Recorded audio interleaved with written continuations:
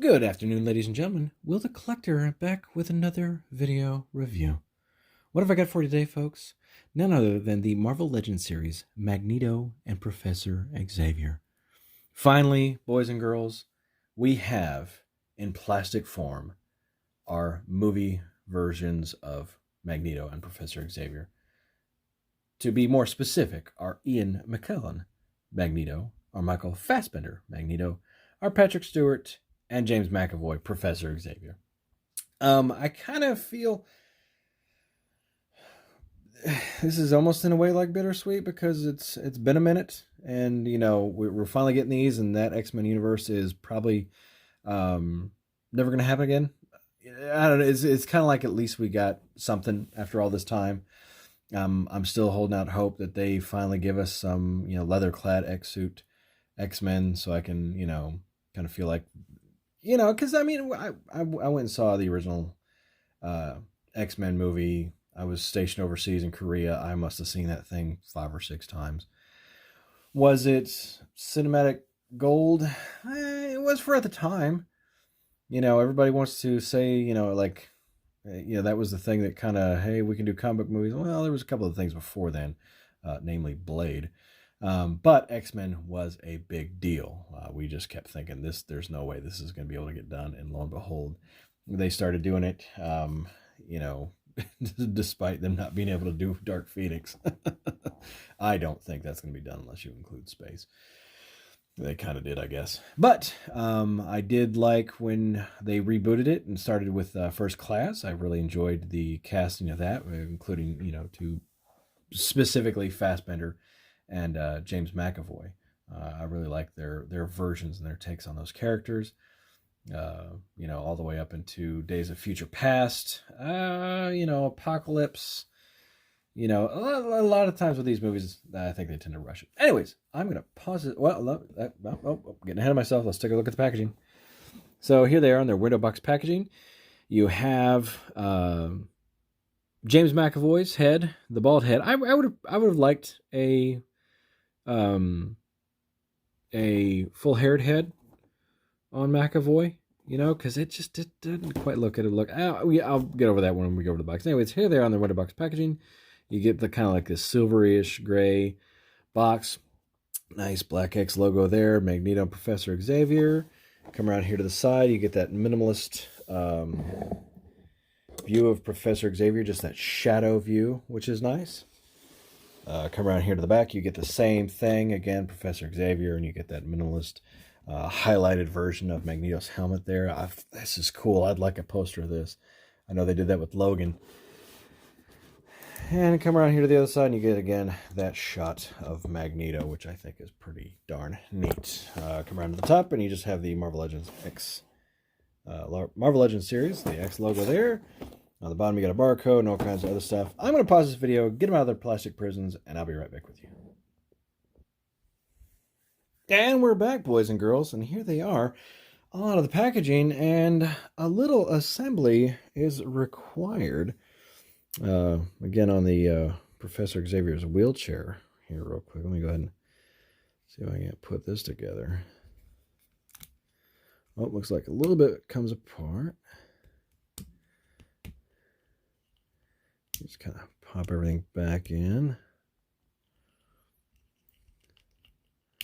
Just put the wheels on.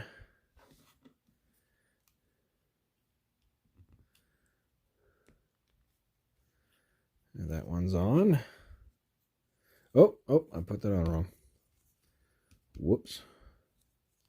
Because he's got to have his outer wheels on the outside so he's able to move freely. Those front wheels don't move. That kind of sucks. It's not like he's going to be doing this the whole time. Anyways, okay, well, that's assembled. There we go. And here they are. I got to say, I was really digging this set. I don't think I pre-ordered this initially. I was going back and forth. Do I want to get the X-Men Universe ones? Do I not want to get them? So on and so forth. I think I kind of, back and forth did a little bit. And once I saw them in the store, I was like, yeah, I kind of got to get them because they look really good. That, like I said, I was in the theater when X-Men 1 came out, and really loved X2. X3, I don't. They vilified Professor Xavier. They gave Cyclops a horrible death off camera to boot. Um, I get Jean's supposed to go dark, stuff like that. I don't like how it was just like an alternate personality in that aspect. But they gave us, I mean, I like Nicholas Holt's Beast, but sorry, Kelsey Grammer really took it home for me. And then you get the reboot with, Fassbender and McAvoy, and again, they really knocked it out of the park. And anyways, we're not here to talk about opinions. We're here to talk about toys. We're here to talk about the toys. And here we go. I'm going to start with Magneto just because I really like this version of the suit. Let me back this out a little bit. I really liked this look. I mean, it really gave it a good comic booky feel. I preferred this over McKellen's. Just McKellen's almost, I mean, they did like half suit, which was weird. Like half of his top came down about here, and then he like had half the cape over here, which I think they kind of do that a little bit here. I know you get like this double arrow thing that they put on him in X2. I think they give that a little bit of a homage there, I'm guessing. But I just really liked this one. I mean, it looked like a suit, a good villain suit that he had put together. I preferred the helmet in the prequels. Yeah, I mean prequels, the origin movies. Better than the movie one that you got right here. It just, I don't know what it was. It just flared out too much for me. But let's see if I can. All right. As we look at this, let me zoom in on there a little bit. Darn it. At least that's McKellen under there. At certain angles, you gotta really hit this right to really tell that's Fassbender. To me. But his unhelmeted head looks pretty good. I like it. And then you get an unhelmeted McClellan head.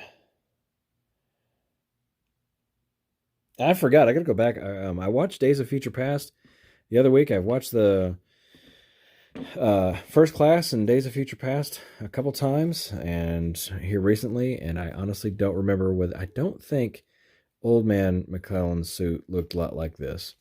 I have to go back and look at it. I know it didn't. I know it didn't. But I like it. I dig it. He also comes with 2 alternate hands. You've got a closed left fist, which, no big deal. Just depending on how you're going to pose him. And then you got an open left hand, kind of like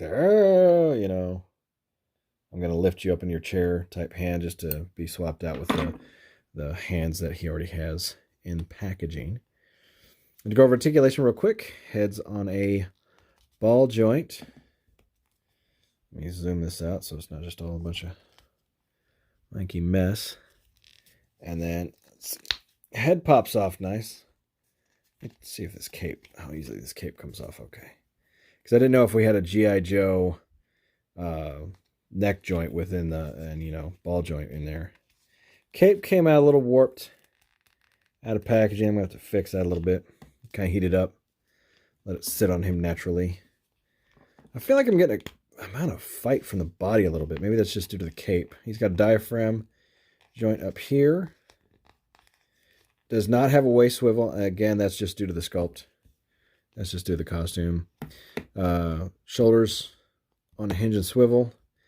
Not much. You're going to get forward. You're not going to get much side out. I mean, you're going to have him in some kind of, I'll get you or lifting pose. You might want to heat the cape up and just kind of push it out, because it keeps pushing the legs forward too. If you haven't gotten this set already. I don't know. This has probably been reviewed multiple times already, but this is my channel and I wanted to get it up here. Uh, got some good hip joint right there. It's on a ball. So you get that type of up. You get up about that far. Get back so much as the cape it's in the way, but you run into the buttock sculpt there. He can go out about that much. Again, this Magneto, you're not looking at doing, some splits or nothing like that. You got a thigh cut, thigh swivel. Got a double jointed knee. But again, oh, good Lord. I hate breaking open loose joints or breaking open joints. Not too much movement on those knees just because he's got the cape back there. He's got a shin swivel. And then an ankle hinge and rocker. Rocker's got some good detents on it. Not too bad. But again, this cape is kind of fighting me a little bit. So I'm definitely going to have to heat that up, get that nice and malleable, and then just kind of get him standing at least more upright, chest popping out and stuff.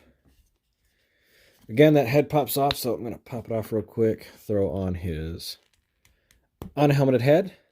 Kind of a bummer. I wish they'd give us a helmetless, or just an empty helmet, because that'd been cool. Because he gets that yanked off at the end of Days of Future Past, so you can kind of have that moment. But it doesn't look too bad. Not too much neck. Too much neck. And then again, here's Sir Ian McKellen. That looks pretty good. Ooh, I like that. I mean, I really liked what both versions brought to the table as far as the portrayals went. So it's hard for me to say which one I'd do more. I just really drawn more towards Fassbender and McAvoy on their portrayals.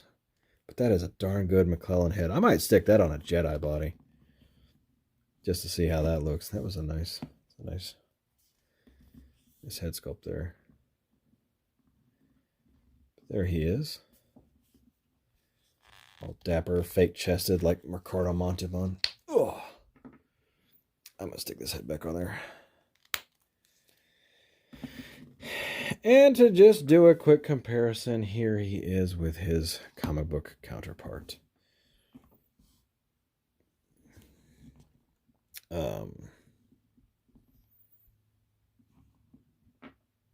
Just movie version, comic version. Is Disney gonna do this more if they get to that? I don't know. It's all a guessing game at this point. But I do like, you do get a feel for his intentions and how they put that forth on screen, in my opinion. I mean, I don't have the vastest amount of X-Men knowledge. Mine's either 90s comics or the animated series, which I was watching earlier today. So that's why I was like, I got to get up here and do some figures.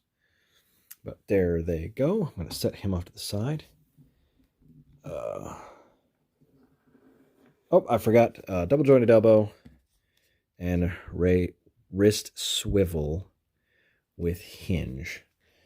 And I'm just going to quickly... Oh, God, that's... Oof. Put this other hand back in here, because I think I'd like more of a, oh, his head's tilting a little bit. Just seems like a lot of this figure's fighting me, does that make sense? So I'm definitely going to hit him with a hairdryer. Yeah, I like that. I like that look. I like that. I need the world in the palm of my hands type look. Set him off and bring Mr. McAvoy in here, and he is in that Tony Stark body. Tony Stark, more of a Chameleon. I think Chameleon was the first. Was he one of the first bodies that we had in the suit body? I don't know. That's what I think that's what everybody else kind of goes back to. But then you got that vest overlay. Not quite what we got with Claw. I'm trying to think who else has this. I don't think anybody really does. Has this, more closed up overlay, but here he is. And again, I wish we'd gotten like a haired, at least his Days of Future Past grungy look. Well, that would have been, he would have been a little bit more disheveled, or at least his haired look in the end of First Class. Because it looks like him, but it just, look at the hair would give us just that much more. Anyways, there he is. And he comes in package with his, I'm going to touch my head and tell you what to do fingers.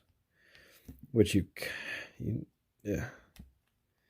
of got to set it past and then kind of move it down a little bit more to kind of get it closer to the temple. Isn't he normally touching his temple? He's not. He's poking his eye out. Nope, he's cleaning his ears. That's close. They'll get there. And to just see how that is. Oh, that was rough. Getting Mr. Stewart's head on there. But man, is that a good Patrick Stewart head. Man, that looks nice.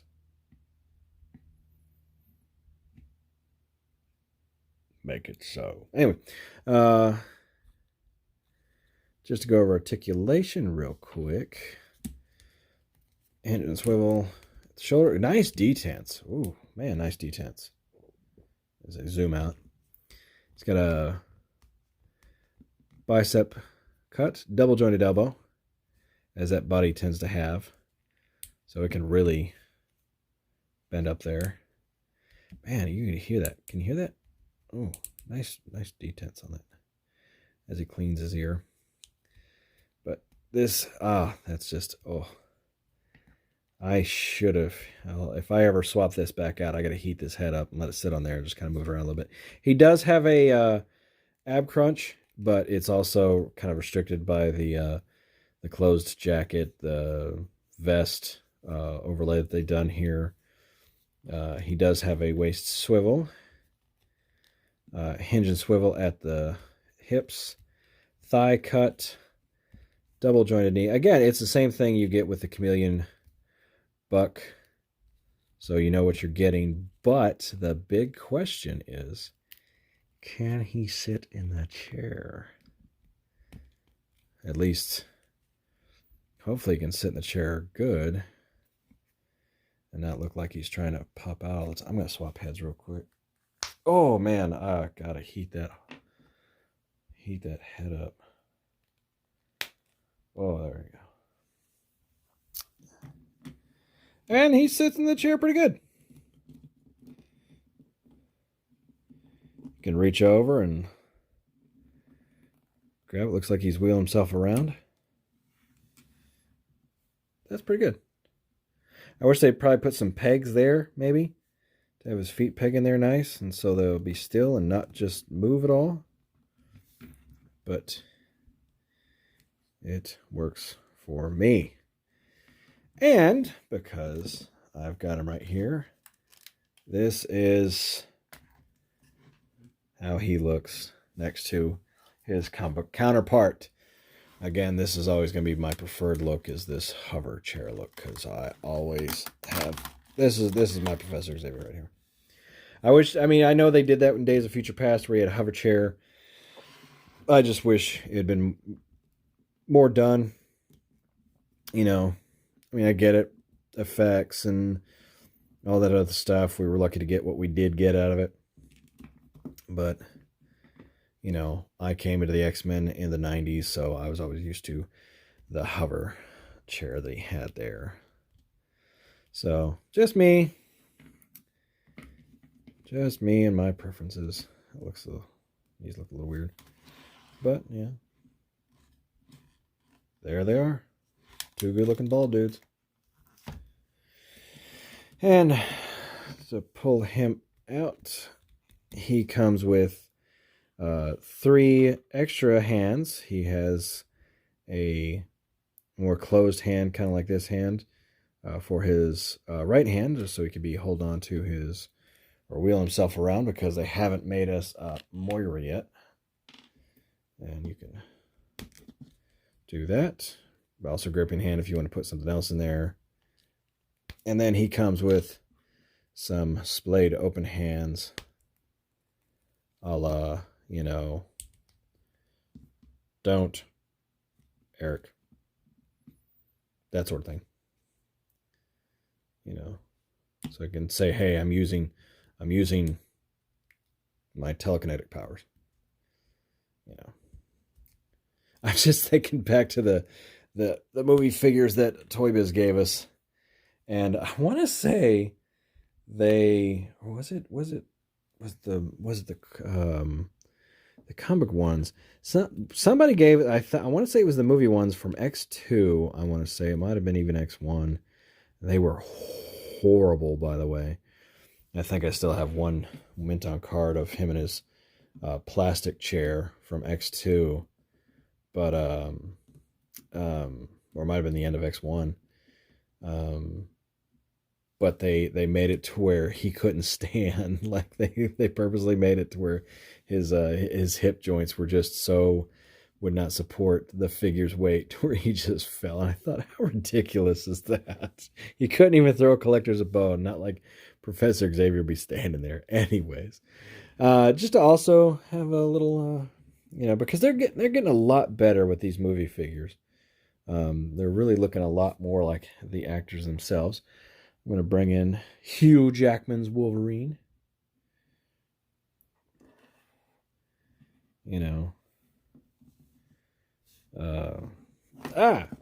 Put him back next to Fassbender.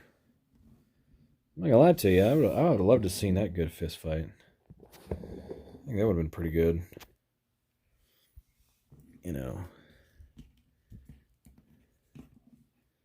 Get a nice, give you one right there. And also to bring in Josh Brolin's Cable. Again, kind of looking at them there. That's a little fuzzy.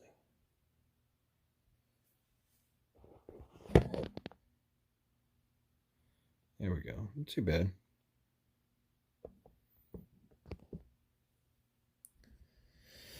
I think it'd been interesting to see Brolin's Cable in the X-Men movies. I think it'd been interesting.